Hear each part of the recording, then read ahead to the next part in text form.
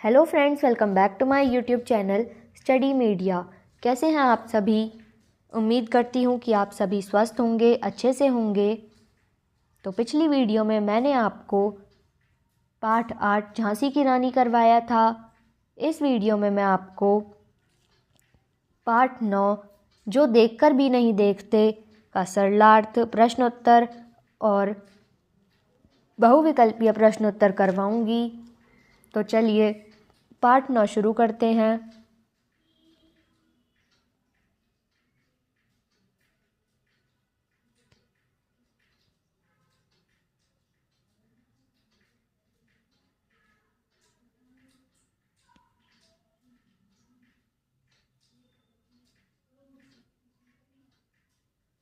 तो सबसे पहले इसका सार देखते हैं।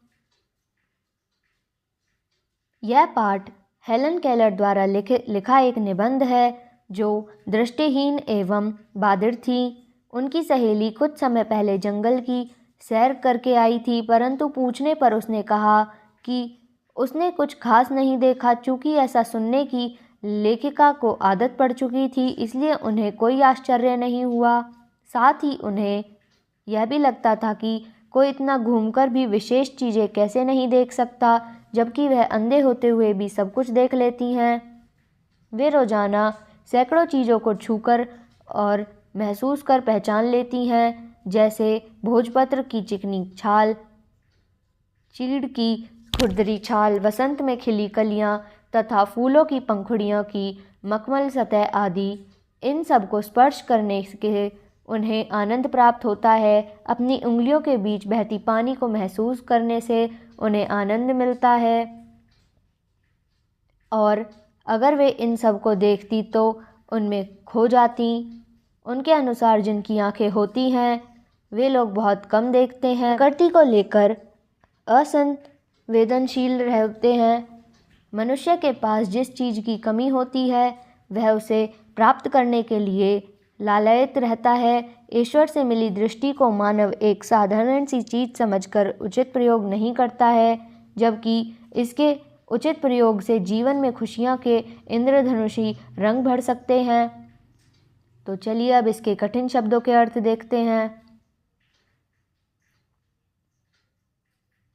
परखने, जांचने, अचरज, आश्चर्य, हैरानी, रोचक, अच्छी लगने वाली, समा, वातावरण, मुग्ध, मोहित, क्षमता, ताकत, कदर, पहचानना, आस, उम्मीद, नियमित, ईश्वर की देन,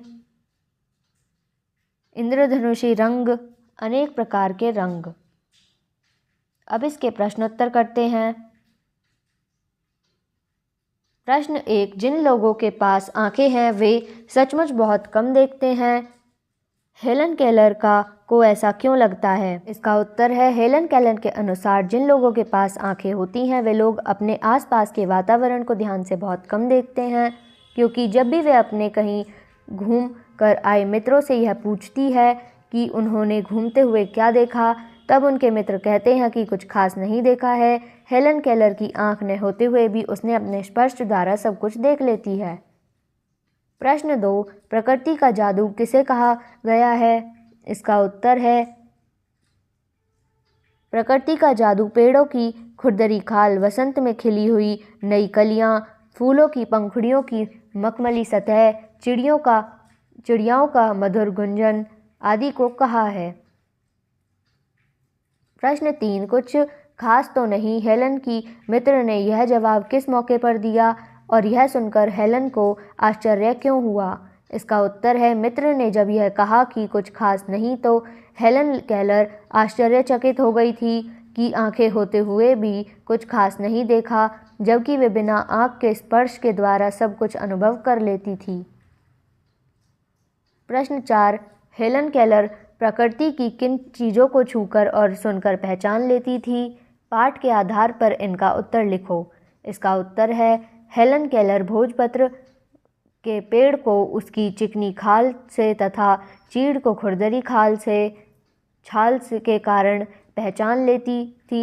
बसंत में खिली हुई नई कलियों को, पंखुड़ियों की मखमली सतह को छूकर अनुभव करती थी। चिड़ियाओं की मधुर आवाज़ को महसूस करती थी। चीड़ के पत्तियाँ, घास का मैदान उन्हें महंगे कालीन की तरह लगता था। प्रश्न 5, जबकि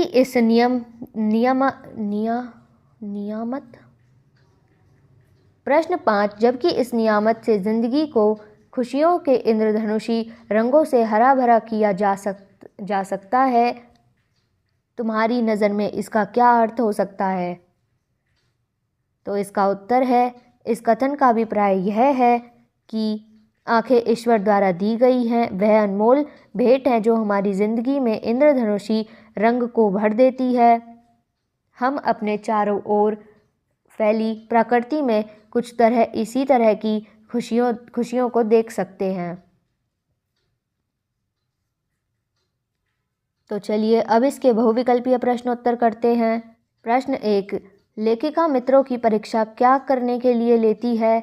इसका उत्तर है ऑप्शन बी, परखने के लिए। प्रश्न 2, लेखिका ने अपनी आत्मकथा कौन सी पुस्तक में लिखी है? इसका उत्तर है option A, story of life. प्रश्न 3, कुछ खास तो नहीं, यह किसका जवाब था? इसका उत्तर है ऑप्शन ए, लेखिका की मित्र का। प्रश्न 4, जो देखकर भी नहीं देखते पाठ की लेखिका का नाम क्या है? इसका उत्तर है ऑप्शन सी, हेलन केलर। प्रश्न 5, लेखिका को किस में विश्वास था? इसका उत्तर है ऑप्शन ए, जिन लोगों की आंखें होती है वे बहुत कम देख सकते हैं। प्रश्न 6, लेखिका की मित्र कहाँ से लौटकर आई थी? इसका उत्तर है ऑप्शन सी, जंगल की सैर से। प्रश्न 7, लेखिका की देखने व सुनने की शक्ति किस कारण जाती है? इसका उत्तर है ऑप्शन ए, बचपन में गंभीर बीमारी की वजह से। प्रश्न 8, लेखिका की टहनी पर हाथ रखते ही किसके मधुर स्वर कानों में गूंजने लगते हैं? इसका उत्तर है ऑप्शन सी, चिड़िया के। प्रश्न 9, चीड़ के वृक्ष की छाल कैसी होती है? इसका उत्तर है ऑप्शन बी, खुरदरी। तो यहाँ पे ये वीडियो ख़त्म होती है। अगली वीडियो में मैं आपको पार्ट 10 संसार पुस्तक है करवाऊँगी। ये वीडियो आपको कैसी लगी मुझे कमेंट करके ज़रूर बताएं। वीडियो को लाइक करें, शेयर करें और चैनल को सब्सक्राइब करना ना भूलें। Thank you.